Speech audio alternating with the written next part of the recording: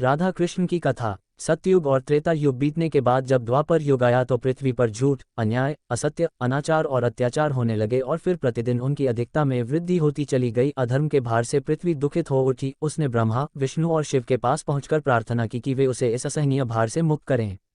लेकिन वे तीनों ही पृथ्वी को इस भार से मुक्त करने में असमर्थ थे। कोई उपाय न देखकर विष्णु ने कहा, चलिए हम लोग भगवान के पास चलें, वही हमें कोई उपाय बता सकेंगे। विष्णु, लक्ष्मी, ब्रह्मा और शिव के साथ गोलोक में पहुंचे तो उन्होंने परब्रह्म परमेश्वर को कृष्ण के रूप में और उनकी माया को राधा के रूप में देखा। गोलोक के वृंदावन नामक सुंदर और सुरम्य वन में एक सुंदर आश्रम था। उसी के निकट एक नदी बह रही थी।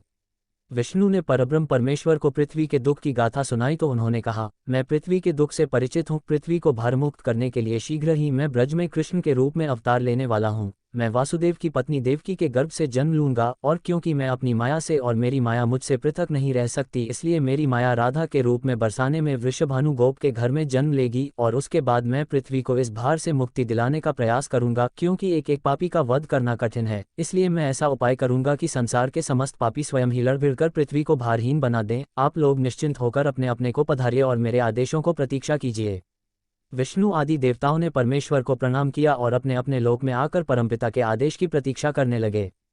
कुछ समय बाद ही अत्याचारी और अनाचारी मथुरा नरेश कंस के कारागार में बंदी वासुदेव की पत्नी देवकी ने एक बालक को जन्म दिया। बालक के रूप में जन्म लेने से पूर्व ही भगवान ने उन्हें अपनी योजना बताते हुए आदेश दिया था कि वासुदेव जी उन्हें गोकुल में नंदगोप की पत्नी यशोदा के पास छोड़ आएं और उसी समय उनके गर्भ से जन्म लेने वाली कन्या को लाकर कंस के हवाले कर दें। वह कन्या मेरी योगमाया है। वासुदेव ने ऐसा ही किया और कृष्ण गोकुल में नंदगोप की पत्नी यशोदा की गोद में पलने लगे। उसी समय उनकी माया ने भी राधा के रूप में बरसाने के वृषभानु गोप की पत्नी के गर्भ से जन्म लिया, जिसका नाम माता पिता ने बड़े चाव से राधा रख दिया। दो अलग अलग गांवों में रहते हुए भी राधा और कृष्ण बचपन से ही एक दूसरे को चाहने लगे थे। वन में गायें चराते हुए अक्सर राधा से कृष्ण की भेंट हो जाया करती थी। फिर जब वे दोनों बड़े हो गए तो जब भी रात की बेला में कृष्ण अपनी बांसुरी के स्वरों द्वारा अपनी प्रियतमा राधा को पुकारते, राधा अपनी सहेली गोपबालाओं के साथ कृष्ण के पास पहुंच जाती। राधा और कृष्ण का ये प्रेम दो किशोर लड़के लड़की का प्रेम था, जो थोड़े से दिनों में ही पूरे ब्रज में चर्चित हो गया। नंद बाबा और यशोदा ने चाहा कि कृष्ण का विवाह राधा के साथ कर दिया जाए। उधर बरसाने में वृषभानु और उनकी पत्नी कलावती की भी यही इच्छा थी।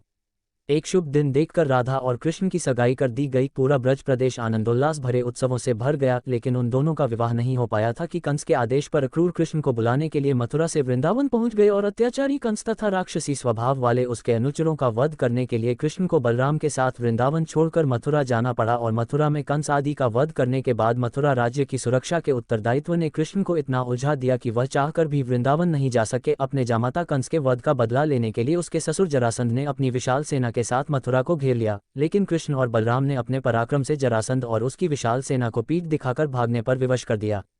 लेकिन जरासंध पराजित होकर भी शांत नहीं बैठा। उसके कई बार मथुरा पर आक्रमण किए। मथुरा एक छोटा सा राज्य था और मथुरा नगर को सुरक्षित स्थान पर नहीं बसाया गया था। अतः कृष्ण ने मथुरा छोड़कर अन्य कहीं जाने का निश्चय कर लिया और जरासंध की विशाल सेना के बीच से मथुरा वासियों को सुरक्षित निकालकर हजारों योजन दूर भारतवर्ष के पश्चिमी सागर तट पर ले गए और द्वारका नगर की स्थापना करके एक शक्तिशाली यादव राज्य स्थापित कर दिया।